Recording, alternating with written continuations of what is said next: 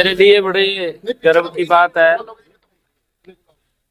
कि हरियाणा कुश्ती दंगल अंतर्राष्ट्रीय गीता जयंती महोत्सव के इस अंतिम दिन के कार्यक्रम में हमारे जो खिलाड़ी हैं पिछले 3 दिनों से आप सही कर लो यार, अलग अलग स्थानों के ऊपर पूरे हरियाणा प्रदेश के अंदर ये गेम्स चल रहे थे।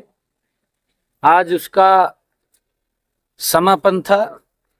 इस समापन के ऊपर हमारे हरियाणा प्रदेश के सभी भीम अवार्डी, अर्जुन अवार्डी और हमारे सभी खिलाड़ी आज कुरुक्षेत्र की इस पावन भूमि के ऊपर उपस्थित हुए और यहाँ पर हमारे खिलाड़ियों ने इस कुश्ती दंगल में अपनी प्रतिभा को सभी के सामने वो रखा है। कुछ फर्स्ट आए हैं, कुछ सेकंड आए हैं, कुछ थर्ड पोजीशन पर भी रहे हैं।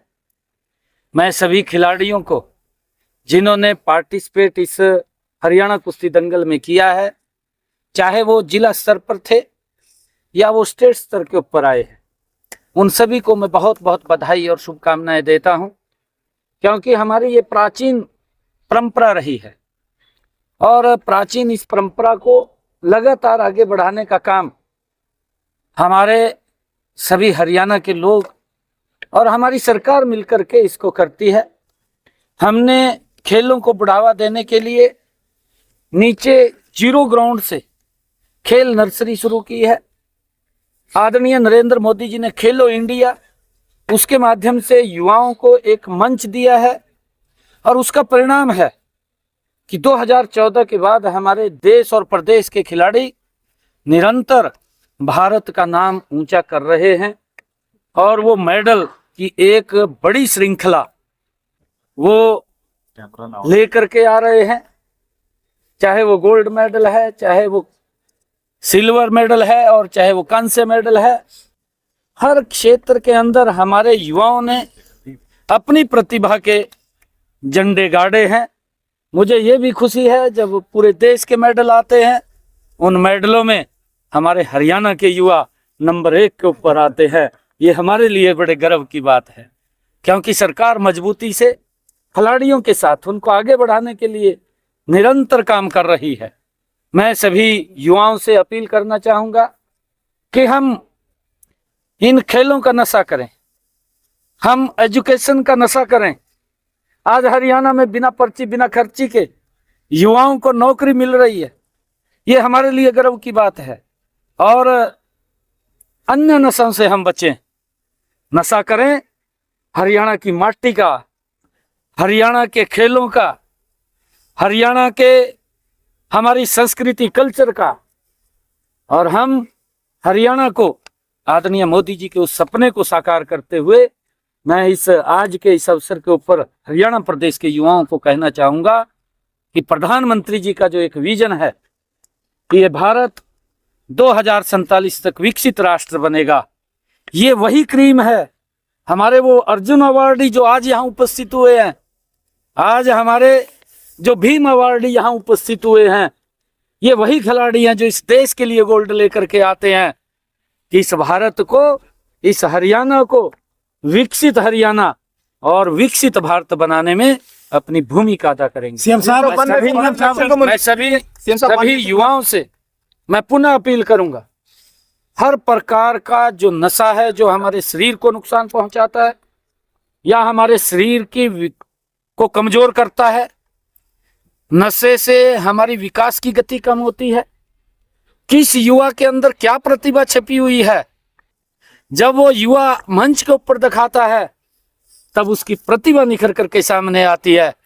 अगर वो गलत रास्ते पर चला जाता है तो प्रतिभा भी अपना दम घोट लेती है, वो प्रतिभा दिखाई नहीं देती। मैं युवाओं से अपील करूंगा कि नशे से हम बचें।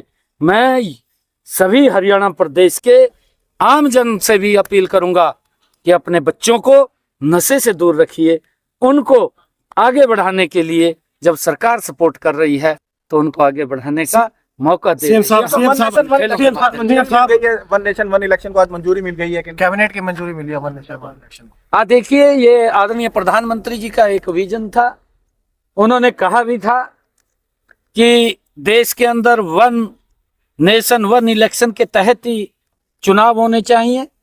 इससे क्योंकि पैसे का भी बहुत ज़्यादा मात्रा में दुरुपयोग होता था, वेस्टेज होती थी, विकास की गति रुकती थी। और विकास की गति इसलिए रुकती थी क्योंकि हर 3-4 महीने के बाद कहीं ना कहीं चुनाव होते थे। कभी पंचायत के चुनाव, कभी नगर पालिकाओं के चुनाव, कभी विधानसभाओं के चुनाव, कभी लोकसभाओं के चुनाव, कभी और कोई चुनाव आ जाता था। तो इससे आचार संहिता के कारण विकास की गति रुकती थी, पैसा ज़्यादा खर्च होता था। परंतु आदरणीय प्रधानमंत्री जी का जो ये विजन है, ये स्वागत योग्य है। मैं प्रधानमंत्री जी के इस फैसले की भूरी प्रशंसा करता हूं कि उन्होंने वन इलेक्शन और वन नेशन वन इलेक्शन को जो मंजूरी दी है, उससे देश का खर्चा भी बचेगा, देश विकास की गति पर तेजी से आगे बढ़ेगा और आम लोगों को भी उसका आम जन को लाभ होगा। सीएम साहब, कांग्रेस का जहाज डूबता जा रहा है, कोई भी मुद्दा नहीं रहा जनता के बीच में जाने का, क्या कहेंगे? नहीं, कांग्रेस के पास तो मुद्दा ही नहीं था जब से, क्योंकि महात्मा गांधी जी ने कहा था आजादी के बाद कि इस कांग्रेस को खत्म कर देना चाहिए। परंतु उनके कुछ अपने हेतु थे, उनके नेताओं के हेतु थे, और उसके कारण से वो कांग्रेस जब सभी लोगों ने मिलकर के इस आजादी की लड़ाई के अंदर अपनी भूमिका अदा की थी। बहुत सारे ऐसे क्रांतिकारी वीर थे जिन्होंने इस देश की आज़ादी में अपने आप को न्यौछावर किया है, और उसके बाद उसका लाभ लेने के लिए कांग्रेस के कुछ लोगों ने, कुछ नेताओं ने इसको जिंदा रखा।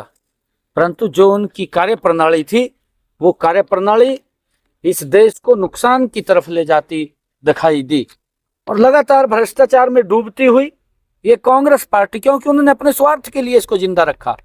परंतु आज देश समझ चुका है, और जब देश समझा है तो वो ऑटोमेटिक बाहर हो रहे हैं, समाप्त हो रही है। प्रदेश अध्यक्ष और प्रभारी आमने सामने हो गए, दोनों एक दूसरे को बयान को लेकर कांग्रेस के। देखिए, मुद्दा नहीं है कोई।